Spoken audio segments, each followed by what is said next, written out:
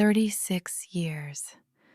The last time Venus stood between Saturn and Neptune like this, it was November 1989. A wall that had divided a city for 28 years was about to fall. Not because an army breached it, not because a revolution stormed it, because the structure that held it up had quietly become hollow. The wall stood. The belief behind the wall had already dissolved. When Venus, Neptune, and Saturn converged that autumn, the planet of love, the planet of dissolution, and the planet of structure formed a single chord. And what they played was the sound of something old ending and something new becoming inevitable. As of today, these three planets are converging again. Venus in late Pisces, Neptune at 29 Pisces, Saturn at the threshold of Aries. Three voices in the same narrow corridor of the sky, breathing together, singing the same note. And the note they are singing is the same one they sang in 1989. Something built on the old foundation is ending. Something built on a new one is about to begin. If last week was the earthquake, this week is when you hear what it uncovered. Let me explain what a stellium actually does and why this one matters. A stellium is an astronomical cluster, 3 or more planets occupying a narrow arc of the zodiac, close enough to interact as a single force rather than as separate influences. In a natal chart, a stellium concentrates enormous energy in one area of life. People born with stelliums often describe it as having one house in their chart that contains their entire story, the joy and the difficulty alike. In the sky, a transit stellium concentrates cosmic weather. Instead of 3 separate weather systems arriving on different days from different directions, you get one. The rain, the wind, and the temperature drop all arrive at the same time in the same direction with the same instruction. A stellium is not louder than a single transit.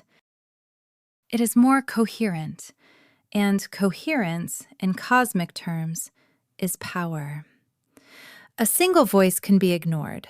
3 voices saying the same thing from 3 different registers cannot. What makes this stellium historically significant is the specific combination and the specific location. Venus, Neptune, and Saturn have not occupied this exact corridor of the sky since the late 80s. And this corridor, the final degrees of Pisces approaching 0 Aries, is the most symbolically charged territory in the entire zodiac. 0 Aries is the beginning, the first degree, the vernal equinox point.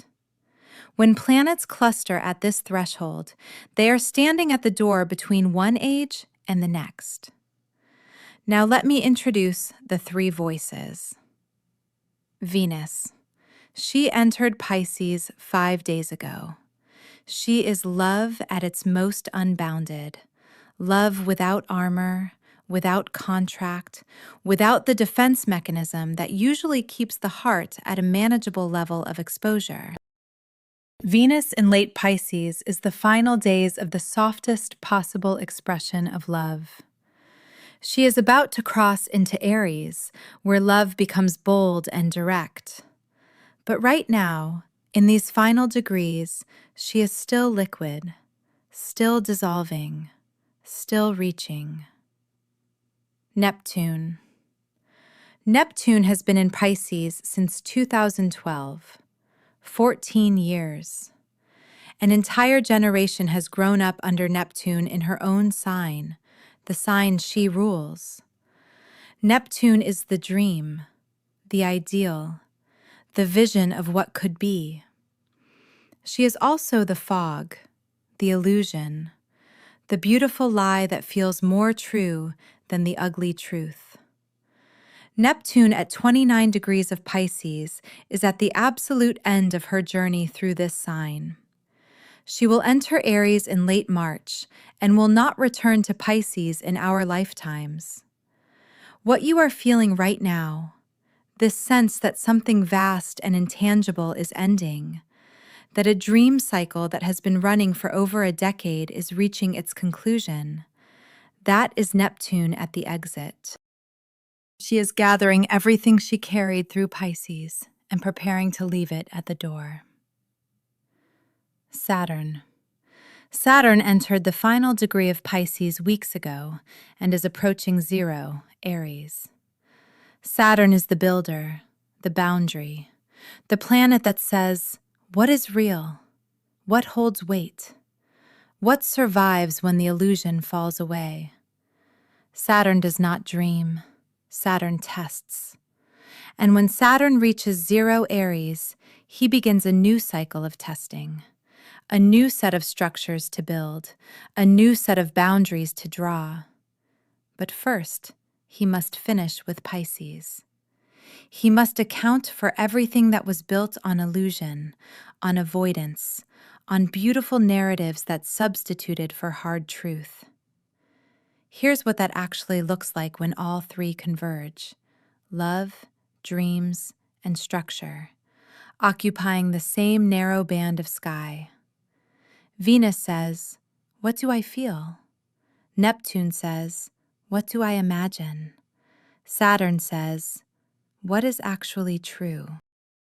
When these three questions are asked simultaneously about the same area of your life, the answers become extraordinarily clear, because the gaps between feeling, imagining, and reality become visible. You can see where your feelings are based on illusion. You can see where your dreams have been substituting for action. You can see where the structures you built were designed to hold a version of reality that no longer exists. And you can see, with equal clarity, where feeling and dreaming and structure are already aligned, where the love is real, where the vision is viable, where the foundation holds. Now, Berlin, November 9th, 1989. The Saturn-Neptune conjunction was exact in Capricorn, the sign Saturn rules. Venus was present in the same region of the sky, the same three-voice chord. And what fell was not just a wall. It was the belief system that had built the wall. The idea that a city could be divided forever by ideology. The assumption that structures built on fear and control could outlast the human desire for connection. The sequence of events that night is worth remembering. A government spokesperson made a confused announcement about new travel regulations. He said, accidentally, that the borders were open. Journalists asked, when? He shuffled his papers and said, immediately, as far as I know. Within hours, thousands of East Berliners walked to the checkpoints. The guards, who had received no orders, looked at the crowd and made a decision. They opened the gates. Not because they were commanded to, because the structure behind their authority had already dissolved. Neptune had done its work. Saturn had exposed the hollow foundation, and Venus, love, connection, the human need to reach across a divide, walked through the opening. The wall did not fall because it was attacked. It fell because the structure had become hollow, and the people on both sides could finally feel it. Saturn showed that the foundation was empty. Neptune dissolved the illusion that it was solid. Venus opened the hearts of the people who had been living on either side, and for one night, strangers embraced across a line that had separated families for a generation. That is the energy active right now. Not the wall, the mechanism. The dissolution of structures that were held together by belief rather than truth. The falling away of what was maintained by habit rather than necessity. And the opening, at the center of that dissolution, of something genuinely new. The stellium today is a preview of the Saturn-Neptune conjunction on March 20th. It is the trailer before the film.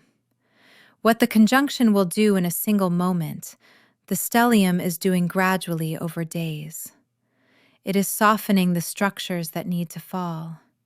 It is dissolving the illusions that need to clear. And it is introducing love into the equation, because that is what Venus does when she joins Saturn and Neptune. She reminds you that the space between an old foundation and a new one is not empty. It is full of connection, full of the people who hold you while the ground shifts, full of the beauty that exists in transitions if you are willing to look for it rather than bracing against it. Venus is here because the conjunction is not only about structures dissolving and dreams ending. It is about love being the force that bridges the gap between what falls and what rises. The old foundation gives way. The new one has not yet solidified. And in the space between, the only thing that holds is connection. Real connection. Not the curated version that performs stability, the version that survives the truth. The version that says, I see you without the mask, and I am still here. Sit with that for a moment. Mercury is retrograde in Pisces, day 9. The fog has been thick for over a week, but today, with the stellium concentrating energy, the fog is not lifting, but clarifying. There is a difference.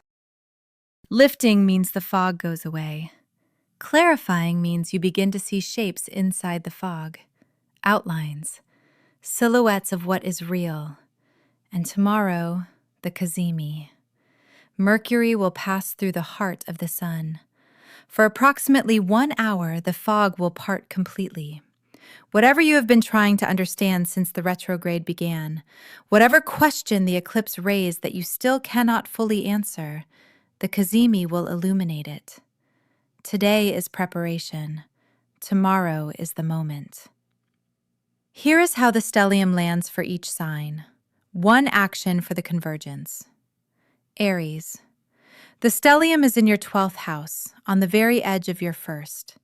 Something is ending inside you that has not yet become visible to the world. A private dissolution. A quiet shedding. Your action. Name the version of yourself that is ending. Not with grief, with acknowledgement. It served you. It is complete. Taurus, your 11th house. The convergence is touching your friendships, your community, your vision of the future. A group you belong to is being restructured by forces no one controls. Your action. Identify which friendship in your life feels like the Berlin Wall, still standing, already hollow. Sit with that knowing. Gemini, your 10th house, career and public life. The stellium is asking, is the professional structure you built still serving the vision you hold, or has the vision changed while the structure stayed the same? Your action. Write 1 sentence describing the career you would build if you started today with no history. Cancer, your 9th house. Beliefs, education, the philosophical framework you navigate by. A belief you carried for years is dissolving, not attacked, simply becoming insufficient. Your action. Name the belief that feels less solid than it did 6 months ago. Let it soften without replacing it. Leo, your 8th house. Intimacy, shared resources, the invisible agreements between you and another person. The stellium is illuminating the gap between what was promised and what is delivered. Your action in one relationship, name what you need that you have not asked for. The asking is the action. Virgo, your 7th house, partnerships. The person across from you is being seen through three lenses at once: love, dream, and reality. The composite image may be different from any single view. Your action: ask your partner or closest collaborator one question you have been avoiding, not to provoke, to see clearly. Libra, your sixth house. Daily routines, health, the small systems. The stellium is dissolving a routine that looked functional but was silently exhausting you. Your action: identify the daily habit that you do from duty, not desire. Tomorrow, during the cazimi, you will know what to replace it with. Scorpio, your fifth house. Creativity, romance, joy, self-expression. The convergence of love, dreams, and structure in your house of creation is rare. Something wants to be made. Your action: give yourself 30 minutes with a creative medium, any medium. Do not aim for quality, aim for honesty. Sagittarius, your fourth house, home and roots. The stellium is restructuring your sense of foundation, where you belong, what home means now versus what it meant a year ago. Your action: stand in your home tonight and ask, does this space reflect who I am becoming or who I was? Capricorn, your third house. Communication and the daily exchange of ideas. Saturn rules your sign, and his presence in this stellium speaks directly to you. The words you use are about to change. The way you communicate is under revision at the structural level. Your action: rewrite one important message from this week, not to send, to see how your voice has already changed. Aquarius, your second house. Money, self-worth, what you value. The stellium is asking the most fundamental question: is what you are building aligned with what you truly value? Not what the market values, what you value. Your action: name one thing you spend time or money on that no longer reflects who you are. Acknowledgement precedes change. Pisces, the stellium is in your first house. This is happening to you, in you, around you. Venus, Neptune, and Saturn are converging on your identity. You are being dissolved and restructured simultaneously. The old Pisces self, the one that merged with everyone else's needs, is giving way to something with clearer edges. Your action: say one boundary out loud today, not to punish anyone, to practice having edges. 3 voices, 1 note. The note has been building since February and will resolve on March 20th when Saturn and Neptune make their conjunction exact. Everything between now and then is the approach. The stellium today is the clearest preview of what that resolution will feel like. Not collapse, not chaos, convergence. The falling away of what was held together by habit and the emergence of what is held together by truth.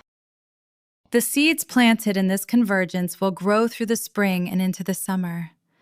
They are not small seeds. They are the kind that rearrange the garden, the kind that push through concrete, the kind that make you look back in July and say, that was when it started. Not the eclipse, not the conjunction, the stellium. The day 3 voices sang the same note and you finally heard the song. Tomorrow, Mercury passes through the heart of the sun, the cazimi, 1 hour of total clarity inside 3 weeks of fog. Whatever the stellium stirred today, the cazimi will name tomorrow. What you feel right now, trust it. What you see forming, do not force it into shape. Let it arrive at its own speed. The convergence is not asking you to rush. It is asking you to be present. Stay close. Trust the convergence. Trust the timing. And I will see you in the next one.